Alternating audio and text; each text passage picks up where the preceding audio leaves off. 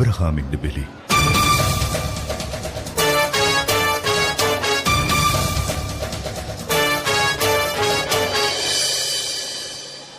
വാർദ്ധക്യത്തിൽ അബ്രഹാമിനും സാറായ്ക്കും ദൈവം കനിഞ്ഞു നൽകിയ മകൻ ഇസഹാക്ക്. 100 വയസ്സു കഴിഞ്ഞ അബ്രാഹത്തിനും 90 കഴിഞ്ഞ സാറായ്ക്കും പിറന്ന മകൻ ഇസഹാക്ക്. അവരുടെ ജീവിതത്തിന്റെ സന്തോഷത്തിലേക്ക് അബ്രാഹത്തിന്റെ വിശ്വാസത്തെ പരീക്ഷിച്ചുകൊണ്ട് ദൈവം ഇറങ്ങി വന്നു.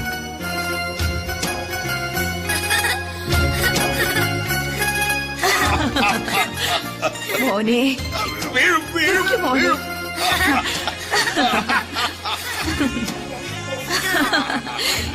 എനിക്ക് വയ്യ. ഈ കുട്ടിയുടെ ഒരു കാര്യം. വാ, ഇങ്ങോട്ട് വാ.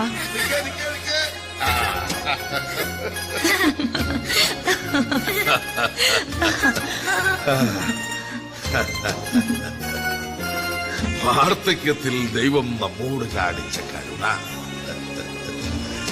അബ്രഹാമിന്റെ സന്തതികളെ ആകാശത്തിലെ നക്ഷത്രങ്ങൾ പോലെയും ഭൂമിയിലെ മണൽത്തരികൾ പോലെയും വർദ്ധിപ്പിക്കുമെന്ന് ദൈവം ഉടമ്പടി ചെയ്തിരിക്കുന്നു.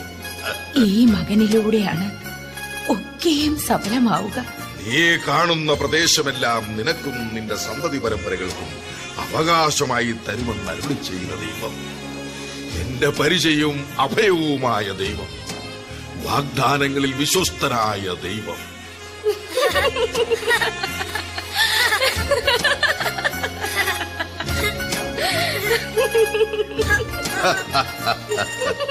സാറ, നോക്കൂ, ദാസിമാരോടൊപ്പം ഇസഹാക്ക്.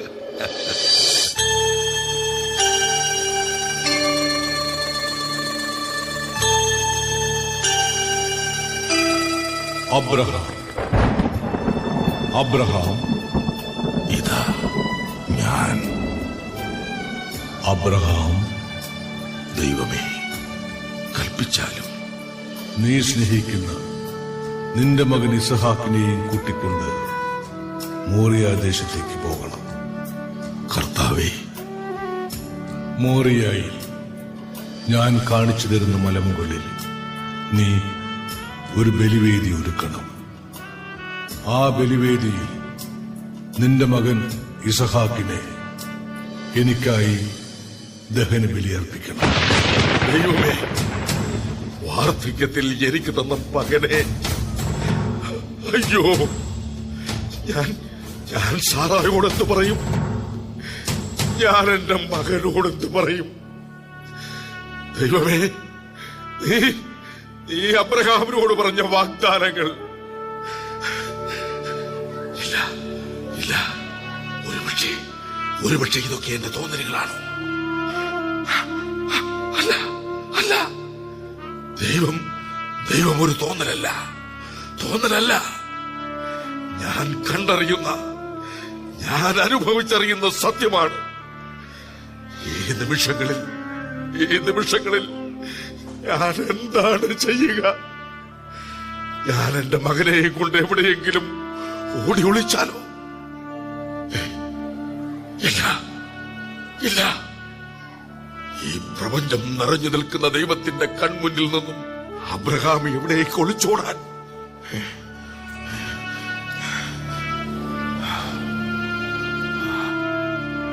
ഞാൻ എന്റെ ദൈവത്തെ അനുസരിക്കുന്നു.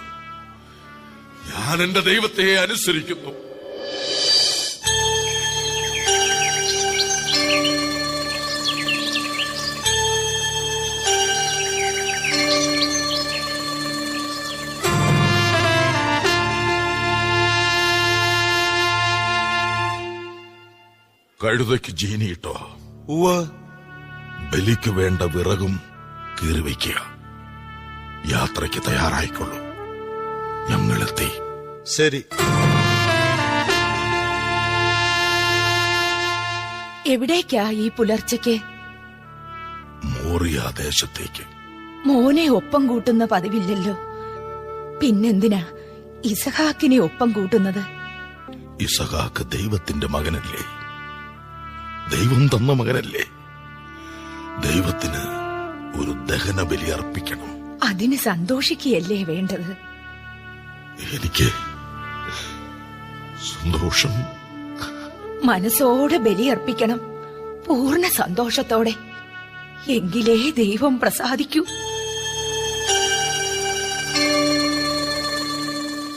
അപ്പാ, പോകാം. പോകാം. അമ്മയ്ക്കൊരു മുത്തം കൊടുത്തേക്ക്. അമ്മേ, പോയി വരട്ടെ. ദേ, അപ്പന്റെ കൈ പിടിച്ചോണം. ദൈവത്തിന് ബലിയർപ്പിക്കുമ്പോ നന്നായി പ്രാർത്ഥിക്കണം. കനിവിന്റെ നിധിപേടകത്തിൽ നിന്നും അനുഗ്രഹങ്ങൾ വാരിക്കോരി തരണേന്ന്. ദേ, മോനെ സൂക്ഷിച്ചോണേ. വേഗം മടക്കി കൊണ്ടുവരണം. എനിക്കിവനെ പിരിഞ്ഞിരിക്കാൻ കഴിയില്ലെന്നറിയാലോ.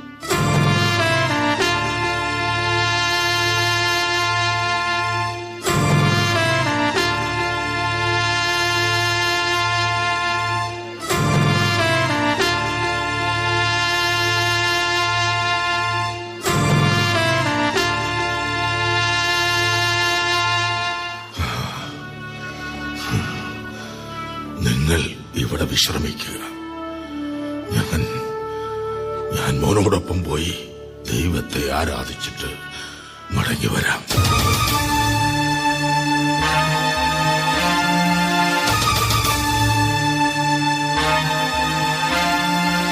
നടക്കുക.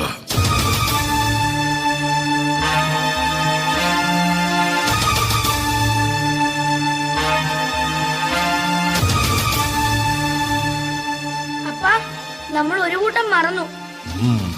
തീയും വിറകും കരുതിയപ്പോ ദഹനബലിക്കുള്ള കുഞ്ഞാടിനെ കരുതിയില്ല.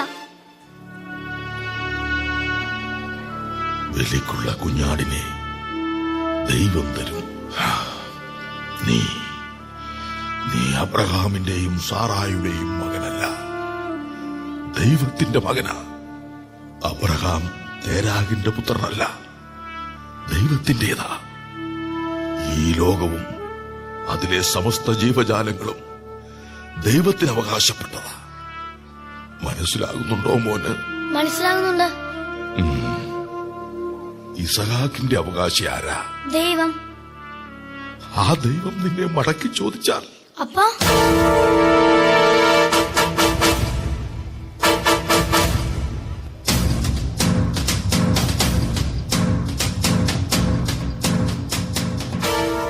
ദഹനബലിയായി മകനെ വേണം എന്ന് ദൈവം പറഞ്ഞാൽ മനസ്സോടെ കുടിക്കട്ടെ ഞാൻ. അപ്പാ,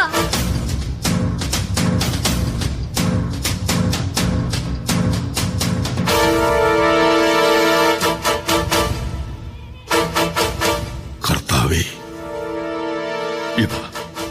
ഇതാ ഞാൻ ദഹനബലിയായി എന്റെ മകനെ അങ്ങേക്ക് സമർപ്പിക്കുന്നു.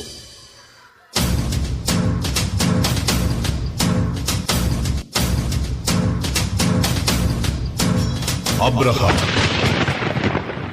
ഇതാ ഞാൻ. കുട്ടിയുടെ മേൽ കൈവയ്ക്കരുത്. നിന്റെ ഏകപുത്രനെ പോലും എനിക്ക് തരാൻ തക്ക വിധം നീ എന്നെ ഭയപ്പെടുന്നു എന്നെനിക്കുറപ്പായി. അതിനാൽ ഞാൻ നിന്നെ സമർത്ഥമായി അനുഗ്രഹിക്കും. നീ മകനേക്കാൾ മറ്റെന്തിനേയും കാൾ എന്നെ സ്നേഹിക്കുന്നു. നിന്റെ വിശ്വാസം നിന്നെ രക്ഷിച്ചിരിക്കുന്നു. ലോകാവസാനം വരെ നീ സ്മരിക്കപ്പെടും. ശത്രുവിന്റെ നഗര കവാടങ്ങൾ നിന്റെ സന്തതികൾ പിടിച്ചടക്കും.